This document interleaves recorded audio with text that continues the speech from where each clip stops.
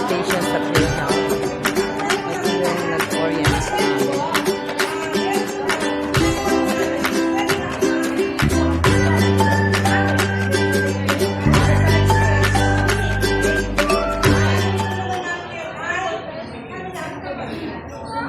Sa mga gamot, lalo sa mga nag-maintenance, meron po kami budget para sa inyo.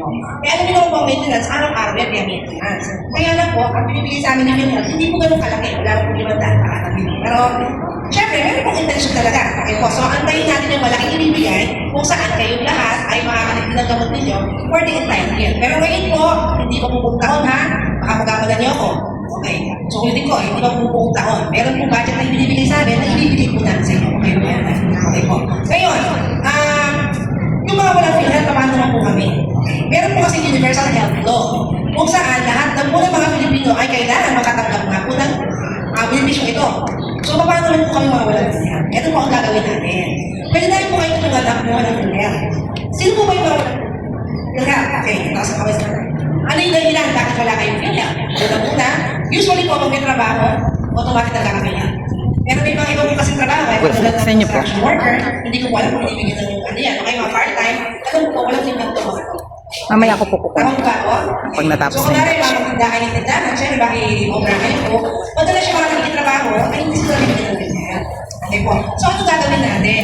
Kuha po namin kayo ng PhilHealth, magbibigay po, iiwan po ako ng form sa eskwelahan, kung saan yung form na yan ay sasagutin ninyo.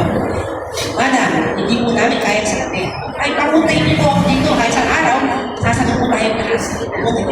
Lang po kayo. Ito po, hindi po namin dyan. Ito po, lang yung address. Wala po pinatema sa akin dyan. Papuntahin niyo po ako dito. Kung gusto niyo sagutin natin kung kasama tayo, gagawin po para sa inyo.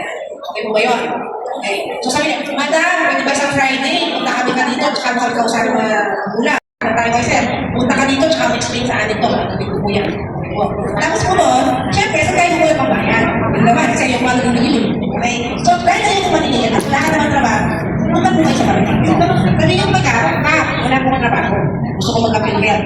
Hindi mo ba ako intelligent? Kasi wala ka pang bayan, diba? So, pag sabi nila, sige, intelligent ka naman pala kasi wala kang trabaho, bibigyan niyo po kayo ng letter of intelligence. Okay? Ngayon po, letter of intelligence, tama na ba yan, teacher? Teka, hindi pa po. Kasi, mayor's office kailangan niya sa inyo yan. Punta po kayo sa MSWD, sabihin nyo, meron po siya kung gusto ko po ng PhilHealth. Sabihin ko sa kanila, intelligent po ako, interview kayo.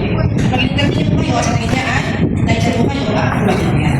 So, ibig sabihin po, makakakuha nyo, ngayon, makakakuha na kayo nyo with the form, okay po, yung may intelligency, nag-MSWD na po mag-grad. Ang kailangan ko naman po ngayon, ay birth certificate ng mga anak nyo. Bakit po? Siyempre, sila po ang beneficiary nyo.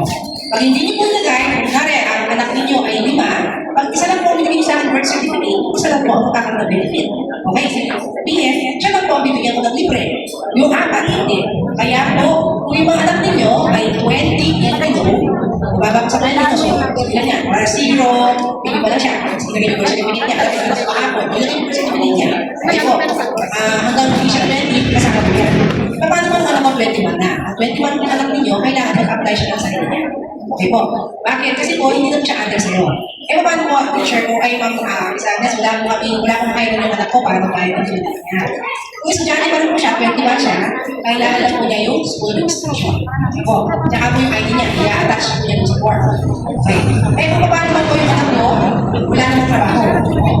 Ipadalhin natin si kayo yung barangay para po siya makapag-apply kasi wala pa siya trabaho. Sasabihin niya kay Kapka, first time ko lang trabaho, kaya po kailangan po namin register.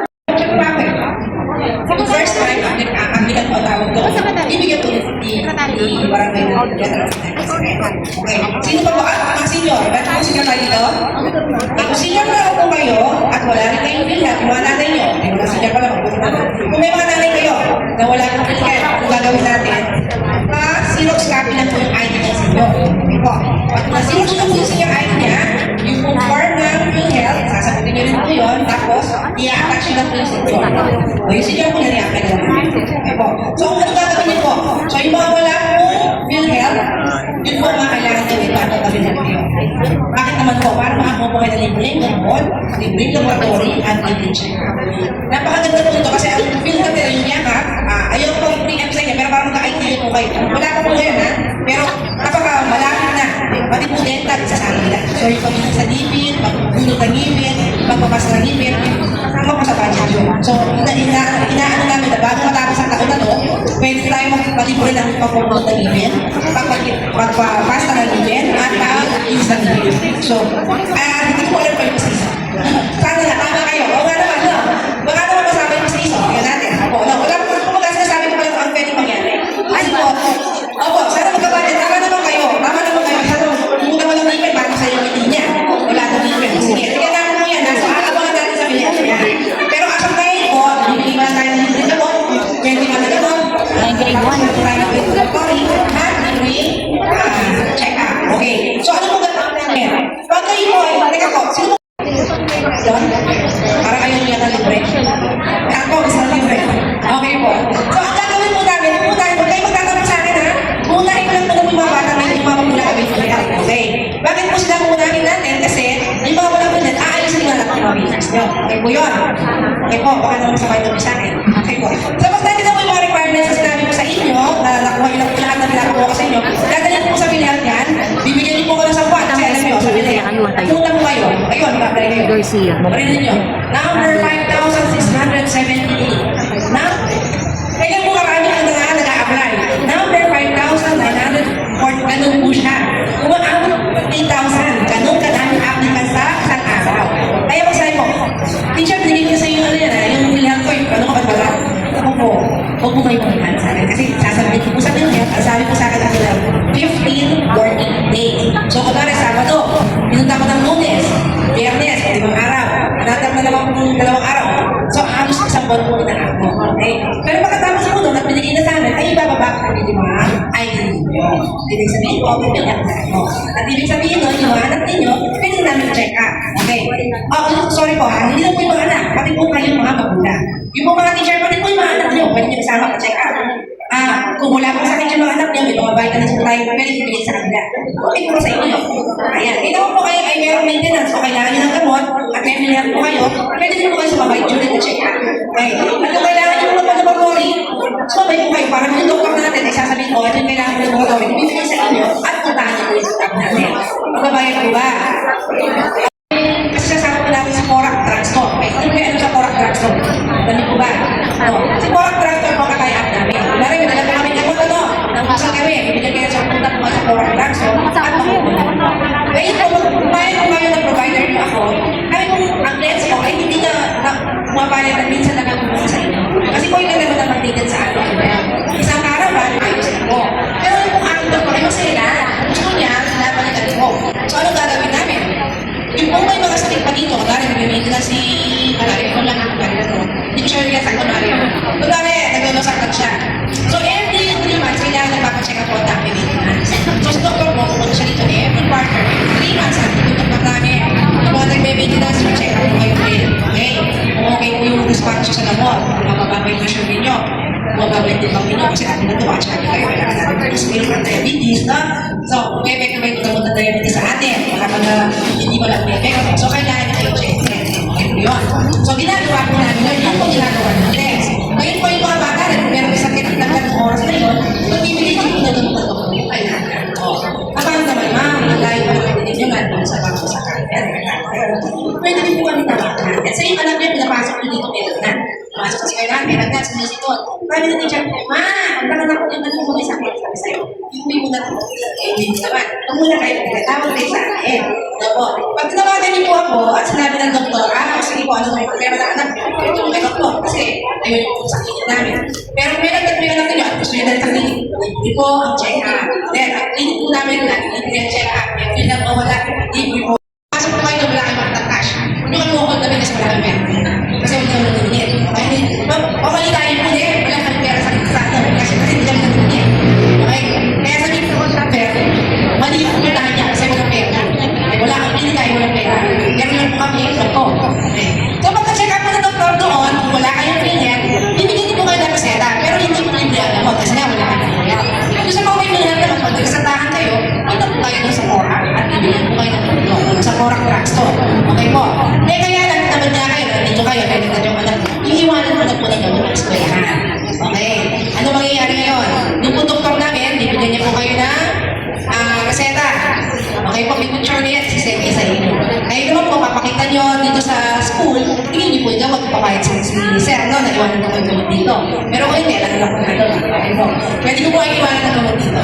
So, kung narasan ko walang bayad dyan, kailangan para sa ito, para sa anak ninyo. Kung pumayag si sir na mag-iwan ako dito, mag-iwan ko dito. Pero kung hindi, kukunin niyo po doon sa taso. Okay po. Libre naman po yun. Eh naman kayo, libre po mo sa kapanan at nakakabili kayo sa akin. So, ganun po. Kami po, ang lagi namin gusto ibigay sa inyo ay libre sa tuition. Diba? Yan po kasi gusto nyo libre sa tuition. Okay, so okay po ba kayo dun sa amin libre sa tuition? So okay po ba sa inyo pumunta kami dito at check up yung mga anak nyo? Para kayo. Gusto niyo po? Para hindi kayo masaya sa libre? Ano ba yun? Okay, kayo lang. Sige po. So yun na, palang po namin kami para sa inyo. So kung papayagan niyo po kami ngayon, si Sir po, sabi niya, Sir, tara, pamali tayo pareho ng nanay, no? Baka hindi niyo pagmalita. Tapos sasabihin niya, ay, hindi ka na nangyari. Wala naman pala siya may meeting, no? Tapos hindi niyo chinika sa kanya. Chika niyo naman, imarites niyo. Kung kayo naman sa kapitbahay niyo, imarites niyo. Lahat na imarites kayo, kailangan niyo imarites power, okay? So, yung kagad niyo, uy, alam mo hindi ka punta sa meeting. Meron palang meeting, no? Chika niyo na sa mga mother na mga po kami dito. Sapo, ano yung Tagalog yung swatan na? Swatan na ba? Ano Tagalog? Sumbatan. Nakasumbatan ako. Uy, hindi ko naman narinig yan. Ba't mo check up yung anak ko? Ala, nasabihin mo, di ko, punta po ako. Nagsalita ako.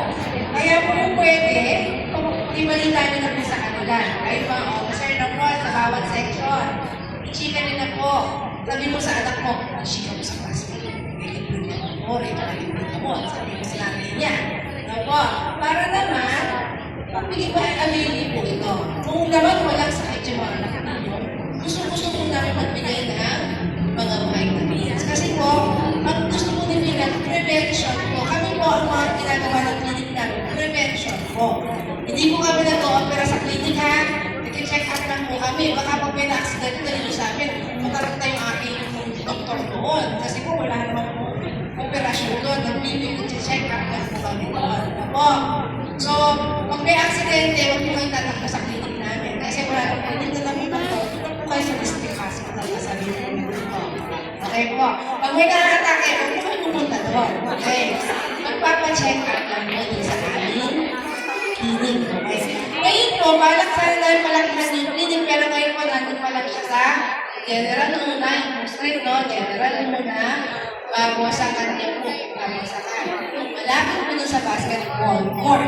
Kunwari, ito, basketball court ito, no?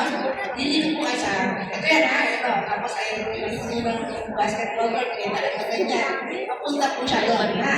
Saan po bahay, saan po lang? Saan po, isa. Pakita niyo, let's see. Yung labo, okay po. Meron po ba tayo mga katanungan? Tapos yan, mamaya mag-ayos ko sa binyay. Tanong mo na yun. Wala na mong bayan na magtanong. O gusto niya pumunta muna ako. Wala na mong gusto dito. Naman. Pwede na naman ako sumaya. Gusto niya. Ay! Sumaya pa sa sumba daw siya. Tambor. Wala po kayo katanungan. Sigurado yan. Tapos yung mamaya ng test namin. Kaya pa niya. Nagsuna ako. Sigurado ko. Ito pala. Ako na lang magsasabi sa akin.